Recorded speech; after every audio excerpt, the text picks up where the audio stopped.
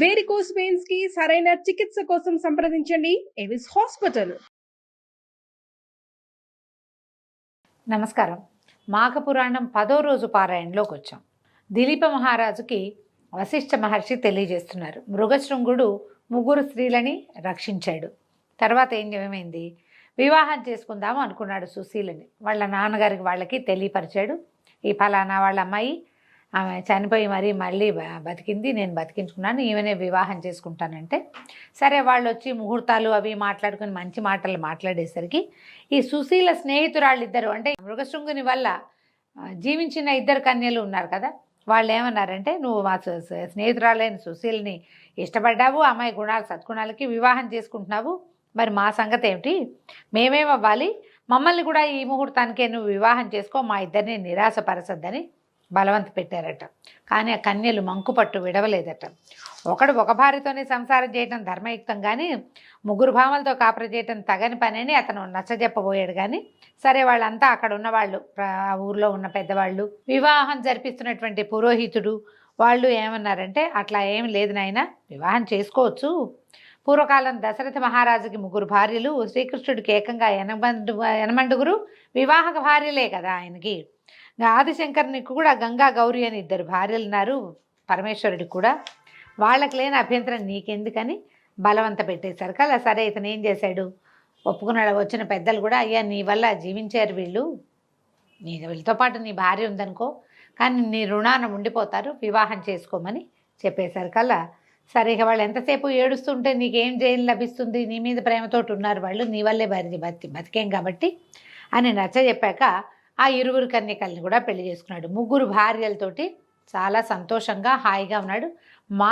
మాఘస్నాన ఫలితం వల్లే అతనికి 3 భార్యలు లభించారని వశిష్ఠ మహర్షి చెప్తున్నారు. మాఘస్నానం చేస్తే 3 వస్తారని మాత్రం అనుకోకండి, చాలా ప్రాబ్లమ్స్ వస్తాయి. ఈ కాలం పాతకాలం కాదు కాబట్టి.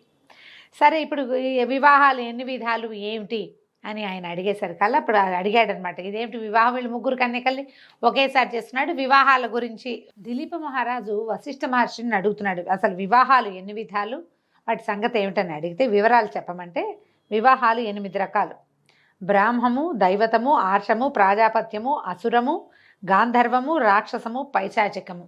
వరుని ఆహ్వానించి సాలంకృత కన్యాదానం చేసేది బ్రాహ్మమట. యజ్ఞం కొరకు యజ్ఞం చేయించేవాడికి పిల్లనిచ్చి పెళ్లి చేయటం దైవత్వం అంటారు, దైవతం. 2 గోవుల్ని తీసుకుని కన్యకనిచ్చి పెళ్లి చేయటాన్ని ఆర్షం అంటారు. వీరిద్దరూ కలిసి కాపురం చేయండి అని శాసించే వివాహము ప్రాజాపత్యం, రాజుల కాలాల్లో జరిగేది ఇట్లా. తర్వాత వరునించి ధనం పుచ్చుకుని కన్యనిచ్చి పెళ్లి చేయటం ఆసురము. అంటే ఇదివరకు మనకి ముందు తరాల్లో జరిగినటువంటి కన్యాదాన ప్రక్రియ ఇలాంటిది అయ్యి ఉండొచ్చు. ఒకరినొకరు ప్రేమించుకుని వివాహం చేసుకోవటాన్ని గాంధర్వం అంటారు. బలాత్కారంగా కన్యను తెచ్చుకుని వివాహం చేసుకుంటే రాక్షసం. మోసగించి కన్యను తీసుకుపోయి చేసుకునే పెళ్లిని పైశాచికం అంటారు. ఇవి అక్కడక్కడ జరుగుతున్నాయి లేండి, బలాత్కారాలు, పైశాచిక వివాహాలు జరుగుతున్నాయి. గాంధర్వ విధి వివాహాలు కూడా మనకు కనపడుతూనే ఉన్నాయి కదా. అయితే ఇది అధమాధమ పద్ధతులట. పాణిగ్రహణం, పాణిని చెయ్యిని ఇచ్చి పెళ్లి చేసుకుంటారు కాబట్టి, అంటే చెయ్యి అందించి వివాహానికి తీసుకెళ్తారు కాబట్టి పాణిగ్రహణం అంటారు. ఈ అష్టవిధ వివాహాలలో మొదటి 4 అందరూ ఒప్పుకుంటారు.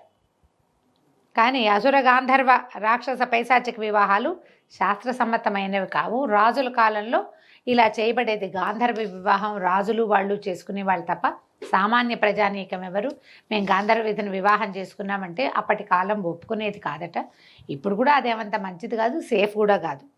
అయితే సత్ప్రవర్తనతోటి భగవంతుడిని చేరాలంటే గృహస్థాశ్రమ ధర్మం ఒకటే మార్గం. దంపతులిద్దరూ పరస్పర ప్రేమానురాగాలతో ఉండటం, ఉన్నదాంతో సంతృప్తి పొందటం, గౌరవ మర్యాదలు మన్ననలతోటి ప్రవర్తించటం, అతిథి సత్కారాలు చేయటం, దైవభక్తిని కలిగి ఉండటం ఇత్యాది సద్గుణ సంపన్నమైతే అయినదైతేనే సరైన గృహస్థాశ్రమ ధర్మంగా చెప్తారు. ఈ వివాహ సాంప్రదాయాలు, గృహస్థాశ్రమ ధర్మాలు, పతివ్రత లక్షణాలు చాలా చెప్తున్నారండి.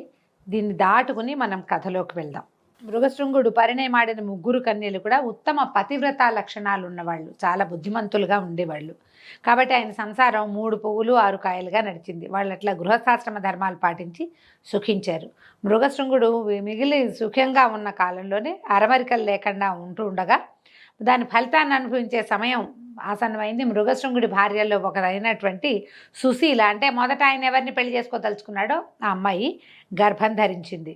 చాలా సంతోషించారు. మృకండు అనే పేరు పెట్టారు. పిల్లవాడు మగ పిల్లవాడు కలిగారు. ముగ్గురు తల్లులు మృకండుని ఎంతో ముచ్చటగా చక్కగా చూసుకునేవాళ్ళు. దినదిన ప్రవర్ధమానంగా పెరిగాడు. పువ్వు పుట్టగానే పరిమళిస్తుందన్నట్టుగా మృకండు తల్లిదండ్రుల పట్ల పెద్దల పట్ల గౌరవ మర్యాదలతోటి వినయ విధేయతలతోటి మెలిగేవాడు. అందరినీ ఆకర్షించేవాడు, పెద్దల్ని మురిపించేవాడు. కాలగమనంలో పిల్లవాడికి 5-6 సంవత్సరాలు నిండినాయి. ఉపనయనం చేసి విద్యాభ్యాసానికి గురుకులానికి పంపించారు. గురుకులంలో కూడా అతను ఉత్తమ విద్యార్థిగానే ఉన్నాడు. చక్కగా సకల శాస్త్రాలు నేర్చుకుని సకల సద్గుణ సంపన్నుడుగా తయారయ్యాడు.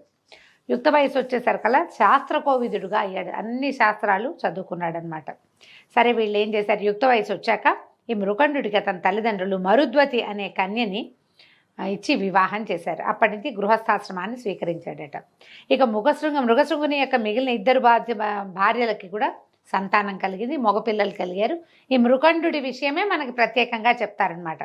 వాళ్ళను కూడా ఇట్లాగే శాస్త్రపారంగతులుగా పండితోత్తములుగా తీర్చిదిద్ది వాళ్ళకు కూడా వివాహాలు జరిపి కుటుంబ పరివారం అంతా మాఘమాస నదీ స్నానాలు, పూజలు ఇత్యాదులన్నింటినీ విధిగా నిర్వహించేలాగా కట్టడి చేసి ఉంచుకున్నాడట మృగశృంగుడు.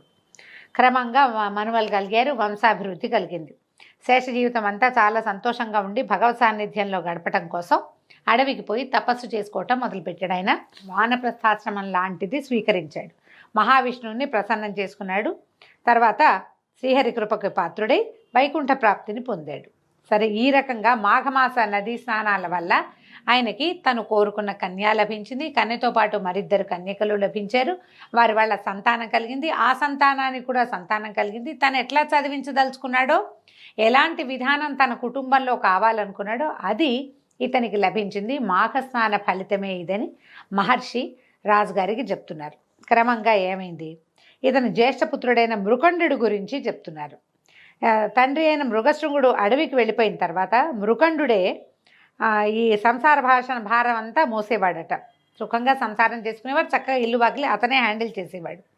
కుటుంబంలో ఏ అశాంతి లేకున్నా కూడా మృకండుడికి ఒక విచారం పట్టి పీడిచేది. అతనికి సంతానం కలగలేదు. చాలా కాలం పట్టిందట. ఒకనాడు నాకే ఎందుకు జరుగుతుంది, సకల శాస్త్ర పారంగతుడిని కదా నేను, పూజలు పునస్కారాలు చేసేటువంటి విష్ణు భక్తుడిని, నేను చేసే పూజలో ఏదైనా లోపం ఉందా, మరి నాకు ఎందుకు సంతానం కలగట్లేదు? కాశీ మహాక్షేత్రమని, నీలకంఠునికి ప్రత్యక్ష నిలయమని దాన్ని దర్శించినంత మాత్రమనే సకల కోరికలు సిద్ధిస్తాయి, సమస్త పాపాలు హరిస్తాయి. కాబట్టి అనేక మంది కాశీ విశ్వనాథుని దర్శించి తమ అభీష్టాలు నెరవేర్చుకున్నారు. కాబట్టి నేను కూడా సతీ సమేతంగా వెళ్ళి కాశీ విశ్వనాథుని దర్శనం చేసుకుంటాను. నా సంతానం కావాలన్న నా కోరిక అక్కడికి వెళ్ళాక తీరుతుందని భావించి ఏదో ఏర్పాటు చేసుకుని అతను కాశీ ప్రయాణం చేశాడట. ఆ రోజుల్లో కాశీకి వెళ్ళాలంటే నరకయాతన ఉండేదట. కాశీకి పోయినవాడు కాటికి పోయినవాడు ఒకటేననేవాళ్ళు. పైగా మన వాళ్ళు కాశ్యాంతు మరణాన్ముక్తి అని ఒక వాక్యం చెప్పుకుని ఆ కాశీలో మరణించడానికే వెళ్ళేవాళ్ళు కూడా జాబితాలు కూడా చాలా ఉండేవి అప్పట్లో. దీనికి కారణం ఏంటంటే మార్గమధ్యంలో దట్టమైన అడవి ప్రదేశం, కాలినడకన వెళ్ళాలి, క్రూర మృగాలు ఎక్కువ, విషపూరితమైనటువంటి క్రిమికీటకాలు, తర్వాత ఆహారం లభించేది కాదు, రోజుల తరబడి నడవాల్సి వచ్చేది. ఆనాటి కాశీ ప్రయాణం అత్యంత ప్రమాదభరితంగా ఉండేది. ఒకవేళ ఎవరైనా వెళ్ళి తిరిగి వస్తే కాశీ నుంచి పునర్జన్మ ఎత్తినట్టని బ్రహ్మరథం పట్టేవారట ప్రజలంతా.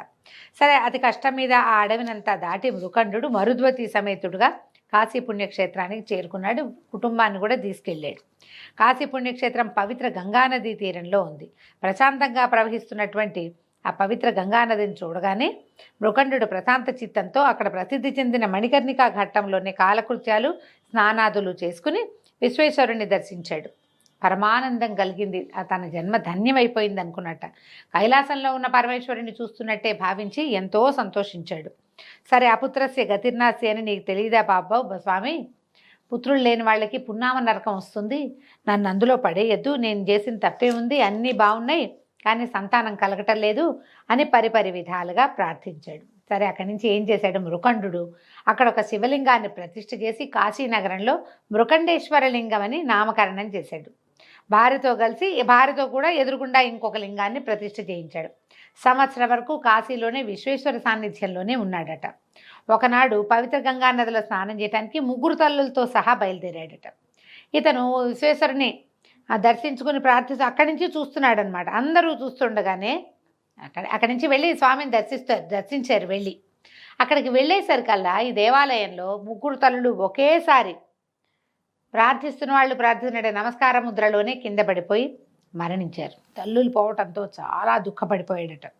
సరే ఏం చేస్తాడు, విధిని తప్పించుకోలేం కదా. యథావిధిగా కాశీనగరంలోనే తల్లులకి దహన సంస్కారాదులు కావించాడు. ఎంతకాలము సంతానం కలగట్లేదని ఇది అయిన తర్వాత తనకి సూతకం అది తీరిపోయిన తర్వాత ఎంతో కాలం తపస్సు చేశాడు. చేయగా ఎప్పటికో పార్వతీ పరమేశ్వరులు ప్రత్యక్షమయ్యారట.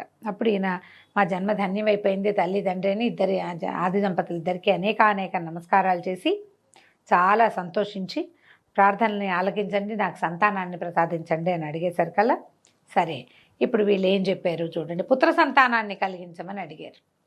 అడిగితే ఈ మృకండుని ప్రార్థనలు విన్నటువంటి పరమేశ్వరుడు, మృకండుడా నీ కోరిక తప్పక నెరవేరగలదు, కానీ ఒక్క షరతు, మీకు 16 సంవత్సరాల అల్పాయుష్కుడైన పుత్రుడు కావాలా, కలకాలము వైధవ్యాన్ని అనుభవించే పుత్రిక కావాలా అని అడిగారు. ఇద్దరు ఆశ్చర్యపోయారు. భార్యాభర్త మరుద్వతి మృకండ దంపతులు ఆలోచనలో పడ్డారు. కాసేపు ఆలోచించుకున్నాక, ఇంత పరీక్షిస్తావా ప్రభు, పచ్చగా లేని పిల్లని కంటి ముందు ఉంచుకుని ఏం సంతోషం, పోని చక్కగా పెరుగుతున్న పిల్లవాడు చనిపోతాడని తెలిస్తే ఏం సంతోషంగా ఉంటుంది. మన సంతానం మన కళ్ళ ముందే ఏ శోభలు లేకుండా ఉన్నా బాధగానే ఉంటుంది, మరణించినా మహాకష్టం. అది మహాకష్టం కదా. ఈ కష్టాన్ని ఎట్లా నేను ఇది చేయగలుగుతాను, నువ్వు నన్ను పరీక్షిస్తున్నావు, నా పూర్వజన్మ సుకృతం వల్ల నాకు జ్ఞానోదయం అయింది, నాకు బుద్ధి వచ్చిన దగ్గర నుంచి నిన్నే ప్రార్థిస్తున్నాను కదా. నేను శివ పూజ ఏనాడు వదిలిపెట్టలేదు, విష్ణు పూజతో పాటు శివ పూజ కూడా చేశాను, వచ్చి కాశీవాసం కూడా చేశాను, నీకోసం ఇంత తపస్సు చేశాను కదా అని బాగా దుఃఖపడి, సరే నువ్వు అడిగావు కాబట్టి కాలకాలము వైధవ్యంతో కుంగి కురిసించిపోయే కుమార్తె కంటే అల్పాయుష్కుడైన పండితుడైన కుమారుడే మేలు, కాబట్టి మాకు పుత్రుని ప్రసాదించమని కోరుకున్నారు. సరే పరమేశ్వరుడు అట్లాగే అవకాక అభీష్ట సిద్ధిరస్సు అని వీళ్ళని ఆశీర్వదించి ఆది దంపతులు ఇద్దరు అంతర్ధానమైపోయారు. పరమేశ్వరుని అనుగ్రహం వలన మృకండుని భార్య మరుద్వతి ఒక మంచి శుభముహూర్తాన ఒక పిల్లవాడికి జన్మనిచ్చింది. ఆ పుత్రోదయాన్ని చూసి ఎంతో సంతోషించాడట మృకండు.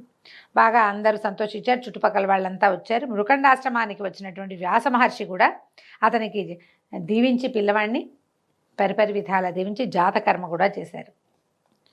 అప్పుడు ఈ చెప్తున్నారు, దిలీప మహారాజా వింటివి కదా, పరమ భాగవతోత్తముడు సకల శాస్త్ర పారంగతుడు అతి నిష్ఠాగరిష్ఠుడు మునిశ్రేష్ఠుడు అయినటువంటి మృకండు పార్వతీ పరమేశ్వరులను మెప్పించి పుత్రుని పొందగలిగాడు. అతడే వేదాంగ కోవిదుడు పరమ భాగవతోత్తముడైనటువంటి మార్కండేయుడు. మార్కండేయ చరిత్ర రేపు భాగంలో తెలుసుకుందామండి. ఇవాళకి సెలవు, రేపు కలుసుకుందాం. నమస్కారం.